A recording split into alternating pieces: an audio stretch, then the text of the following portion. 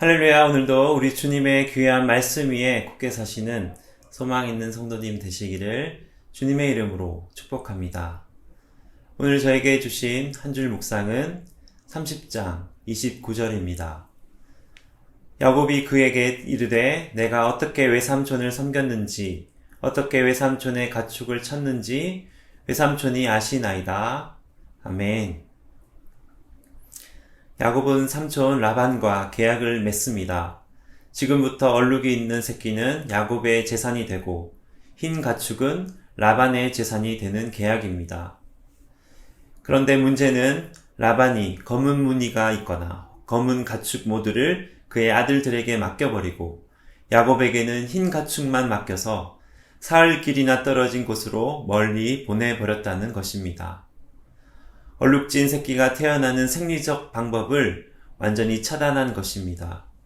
인간적 방법으로 수많은 문제들을 해결해왔던 야곱이지만 이 문제만큼은 자신의 힘으로 어떻게 할 수 없습니다.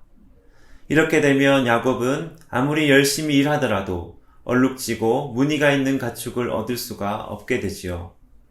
오랜 시간 동안 라반의 밑에서 수고했지만 자신에게 돌아오는 이익은 거의 없어지는 것이 당연한 결과입니다. 그러나 여기서 한번 생각해 볼 것은 라반에게 야곱은 왜 이런 제안을 한 것일까입니다.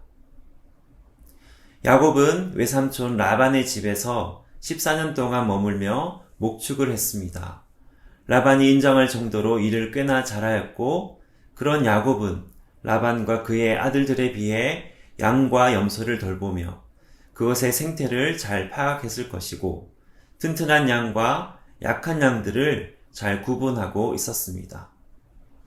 이전에 잔꾀를 부리며 속임에 능했던 모습의 야곱에서 성실함과 공교함이 갖춰진 야곱으로 변모한 것입니다. 운동선수들 중에 아무리 재능이 뛰어나고 특출하여도 성실함이 없는 선수는 한번 반짝이고 롱런하지 못합니다.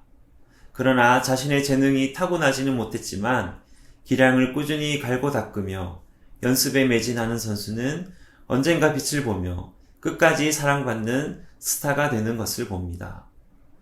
야곱은 뭔가 자신이 있었습니다.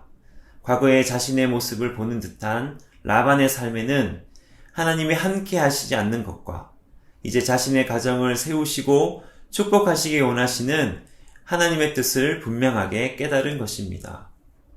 하나님은 이런 야곱에게 지혜를 주시죠. 37절에서 39절입니다. 야곱이 버드나무와 살구나무와 신풍나무의 푸른 가지를 가져다가 그것들의 껍질을 벗겨 흰 무늬를 내고 그 껍질 벗긴 가지를 양떼가 와서 먹는 개천의 물 구유에 세워 양떼를 향하게 하매 그떼가 물을 먹으러 올 때에 새끼를 베니 가지 앞에서 새끼를 뱀으로 얼룩얼룩한 것과 점이 있고 아롱진 것을 낳은지라. 아멘. 또한 튼튼한 양이 새끼 뵐 때에 그 가지를 두고 약한 양이 새끼를 뵐 땐 그 가지를 두지 않으므로 라반의 것이 되게 합니다. 하나님은 이제 야곱을 통하여 라반의 삶을 흔들고 계십니다.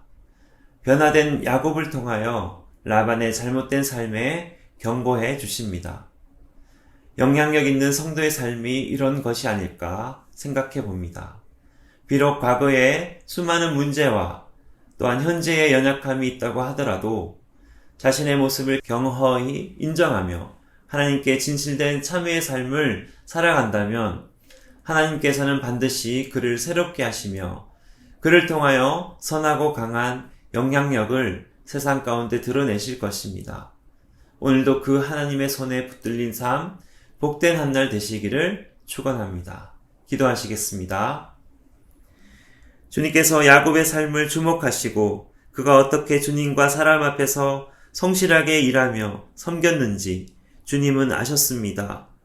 혹여나 우리가 우리의 충성과 열심을 아무도 알아주지 않는 상황에 있다 하더라도 좌절하지 않고 끝까지 주님 한 분 바라보며 충성을 다하는 삶 되게 하옵소서.